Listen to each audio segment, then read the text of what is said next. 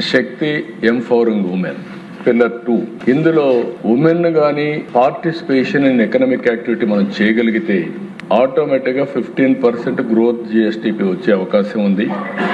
ఈ రోజు work infrastructure కింద మ్యాండేటరీ కింద చైల్డ్ కేర్ సెంటర్స్ పెట్టడం చాలా మంది నేను చూస్తున్నాను. పిల్లలుంటే వాళ్ళ ఆ పిల్లల్ని చూసుకోవాలి కాబట్టి నేరుగా ఆఫీసు పోయేది మానేస్తున్నారు. దీన్ని కూడా మనం ప్రోత్సహించాల్సిన అవసరం ఉంది.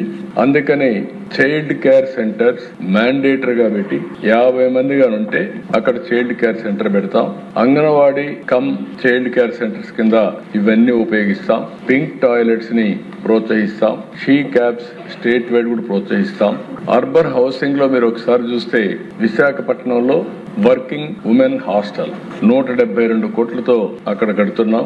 అక్కడే కాకుండా ఎక్కడికక్కడ దీన్ని ప్రోత్సహించి ఎక్కడైతే ఎక్కువ మంది ఉమెన్ వస్తారో వర్క్ చేసే విశాఖపట్నం, అమరావతి, తిరుపతి అన్ని కూడా ఇలాంటి వర్కింగ్ ఉమెన్ హాస్టల్స్ కూడా కడతాం. ఇంకొక పక్కన అధ్యక్ష, ఇది కూడా చాలా ముఖ్యం, పేరెంటల్ లీవ్ ప్యారిటీ 12 నెలలు collective parental leave as on today దాన్ని ఇంట్రడ్యూస్ చేస్తున్నా ఉంది.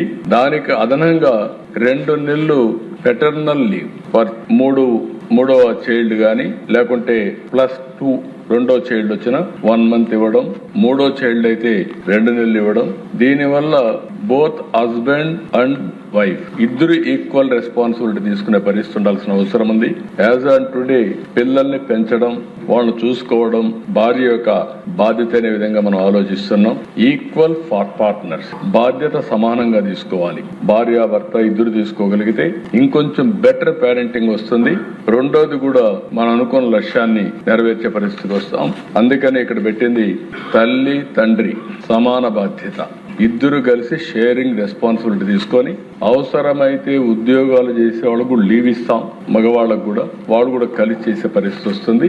ఇది ఒక పాలసీ.